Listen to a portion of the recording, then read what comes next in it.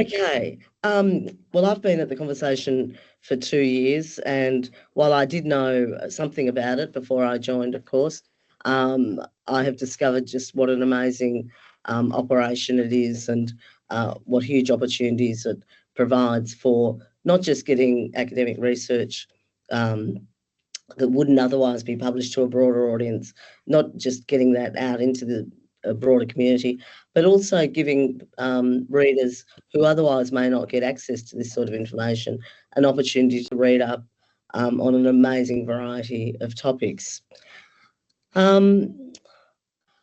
So what we are and what we do is we're an independent, not-for-profit organisation. All our content is written by academics, and these all have to be affiliated with a university. We have, I think, 30 member universities across Australia and New Zealand, and the academics work closely with journalists, the journalists who commission the pieces or who accept the pitches. The interesting thing, and I worked at The Age for many years, and I was opinion editor at The Age. And when I was doing that, I would commission a piece. Someone would file a piece, and then I would effectively take it, unless I'd rework it and add information and cut information from it if it was too long, and write the headline, etc. But it only went back to the academic or the writer if I made major changes. At the conversation, everything we do, every bit of work we do on a piece is given final sign-off by the person who's written the piece, by the academic. And that's to ensure, because I wouldn't pretend to be a scientist of any kind, and so it's to ensure that we haven't misinterpreted your work. And we try to simplify it, and I'd strongly avoid saying dumb down, but we try to simplify it and make it accessible to others. And in doing that, we don't want to inaccurately portray what you've set about to achieve. The thing I didn't know about the conversation was just how far its reach is. We find one thing that our academics are really sort of impressed by is the number of people and the variety of people they'll be contacted by once their pieces are published. As you can see from these figures, the 59% of our authors are contacted by the media after publication, and this will often lead to more interviews and more opportunities and greater distribution of their research. Many say that they're invited to speak at conferences. A few have been invited to contribute submissions to Parliament when their work has been relevant in particular areas. One thing that we're quite proud of is that a lot of our academics will use their pieces and the metrics for their pieces to show what the work they do when they're seeking funding and grants.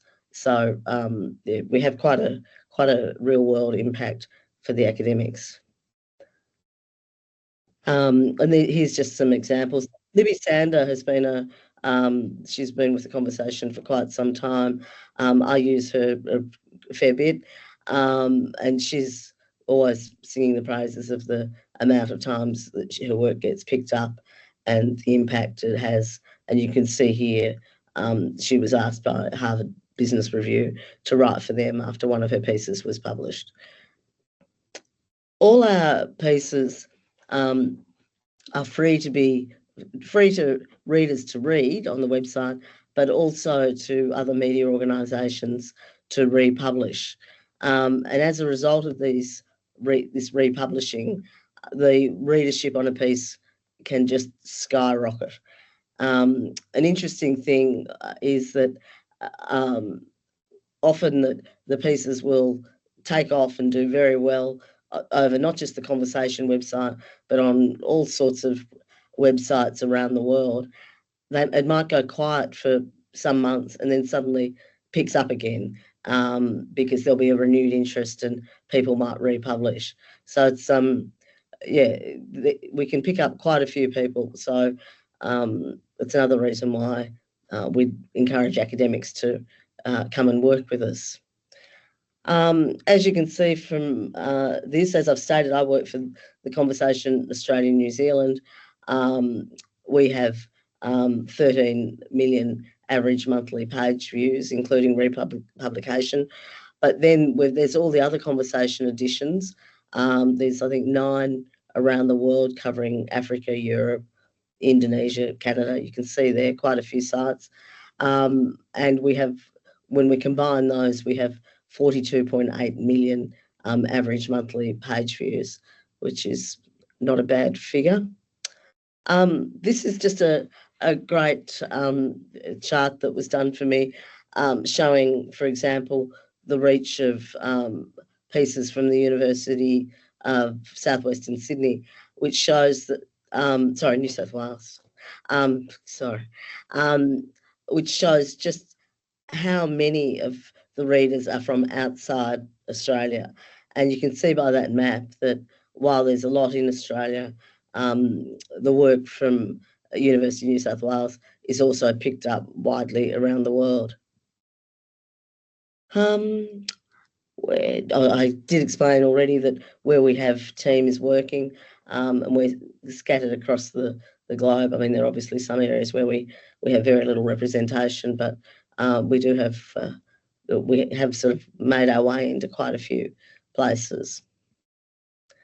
If you write for the Conversation, your university and you are able to access your metrics on a dashboard that is assigned to you, and it shows exactly where the piece has been picked up, which countries has the most readers, how it's performing. You can actually see it in real time, which is sometimes a bit exciting. You can see the numbers ticking over, especially if it's a hot breaking news story.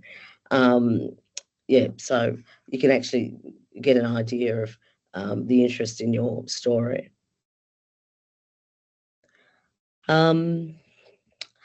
With the Conversation, there are basically 4 main types of stories that we publish.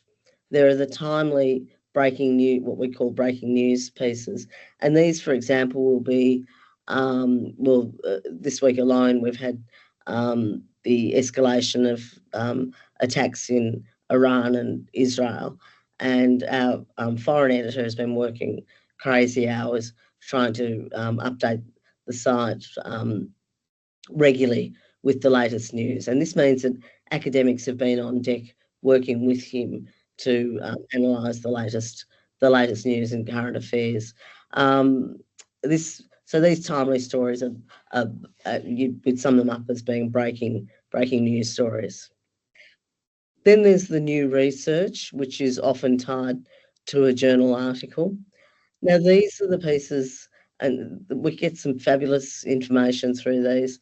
These are the pieces that we may not otherwise, or readers may not otherwise get access to unless they subscribe to a particular journal, which usually means that they're an academic or closely related in a particular field. By getting notified by academics about new research that they have coming up, it's fantastic that we can then work with them on the research and turn that into a highly consumable, accessible piece. Once again, I stress we don't dumb down. We just try to make pieces more accessible by removing the industry jargon and explaining concepts, etc. Then we have those timeless pieces, the mythbusters, as we call them. And some of the best ones of these come from a section we've got called Curious Kids. And kids will ask all sorts of questions. They'll send them in, and you can see there's one here. Is there anything hotter than the sun? A child wanted to know. So we then call on relevant academics to write in response to these pieces. And they might be, we sort of might laugh and think, oh, well, these are sort of childlike type pieces, but there are some really basic questions that makes them great great reading. And then there's other things like, as this one here, why do we wake around 3 a.m. and then, stress about what we're doing with our lives, etc. I probably just gave an insight into myself there. So, yeah, we've got the Mythbusters.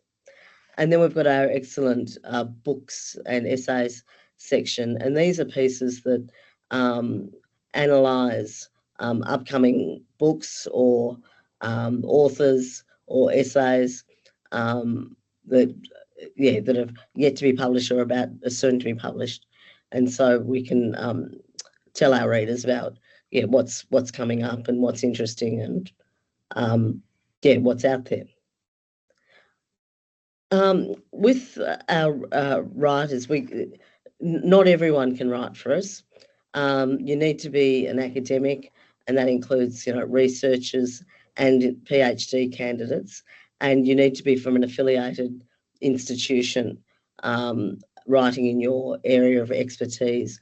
When you sign up to become a conversation author, we ask for all these questions and we seek all this information about what your qualifications are, what your particular areas of study and interest are, and what you're most likely to write on. So we're basically trying to ensure that we've got experts writing on the subjects that we're publishing about.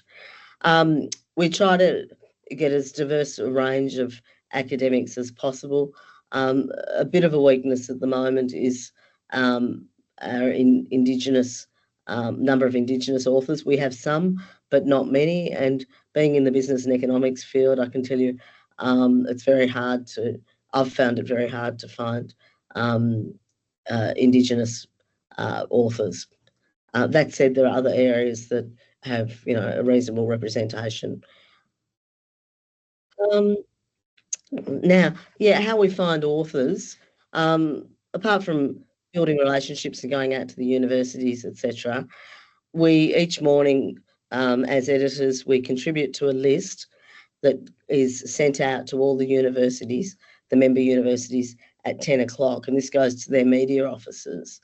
And it'll be a list of all the requests, like, I might say something for business, seeking, it might be like I might be wanting it for that day or for later in the week. And so I indicate when the deadline is, but I might say something like seeking a expert in finance / accounting to write about what the tax office will be looking for this year in your tax return, that sort of thing. And then we usually get, it varies. Sometimes you'll get quite a few responses, and then other times very, hardly any. We also contact the media teams directly if there's someone or something in particular that we're not sure who it might appeal to and who might be relevant. So that's how we find our writers. And of course, we receive a huge number of pitches, and these are sent in by authors who have an issue that they want to write about, that they think we'll be interested in working with them on. And we have sort of guidelines that you need to fill out a form on explaining, the value of the research, whether or not there are any conflicts of interest, what you expect the key findings will be. It's a summary for us. And each day we go through the pitches and decide, we obviously can't accept all of them because there are usually quite a few, but we also try to get a good mix. And sometimes we'll be swamped with daily news, and so there'll be a pitch that might be a bit longer term. And so I'll ring the author and say, look, I can't do this week, I just haven't got the capacity, but if you're not offering it elsewhere, I'd love to do it for the conversation next week with you. So that's how we get our stories. On the conversation website, there's a guide for new authors, which is a really good how-to guide, what we expect in A, the pitch, and B, the piece that you ultimately write. With the story, I've sort of explained this, but I'll just tell you quickly. An academic will pitch an idea, or we will contact an academic or a university directly to get them to write. If we've worked out what the piece is, we're happy with that, we'll usually agree to about 800 words. The academic then writes the piece and files their draft. One of the first things that everyone must do is fill out their, what are they called? Not conflicts of interest. Yeah, it's basically just to check whether you've got any, your disclosures, to work out whether there are any potential conflicts of interest. And then as an editor, I'll sit down and go through the piece and write in questions in bold and find images, rework paragraphs. Sometimes there'll be a complete rewrite, and that's always done with the academic. Other times there's, very little work that's needed to be done, or other times just, mid-level amount of editing. But we do it together, and it's all done in agreement. The editors write the headlines, but the academics need to approve them. And then the piece goes back and forward between us until we're both sides are happy with the final work. Pardon me. This is what I was trying to explain. The disclosures is vital, and we expect all authors. In fact, unless this box is filled out, the piece won't actually publish. We can't publish it. So it's really important that everyone fills out their disclosures, because we want to protect our independence and make sure that everything is, above board and there's no vested interests. So that's why we're adamant about filling out the disclosures as soon as you receive the form to write the article. One thing that I would recommend that you do is sign up to our newsletters. They're all free, and they give you a great insight into the cross-section of stories that we produce each day. And you'll see just from the screen here the number of different newsletters that we have. The Books and Ideas is hugely popular. It has a big readership. But then again, so is the Daily, which is published weekdays and Saturday. Another thing that the conversation does is we provide pitching and writing masterclasses. There's a handful of senior editors who go out to the universities, or they do this online, and do these sort of individually tailored 4-hour workshops, and they're extremely good, and the feedback we get from them is amazing. The people just who haven't previously written or been reluctant to, saying that they learned so much from joining the masterclasses. And that's all I have from my presentation. So yes, if you've got any questions, please feel free to ask.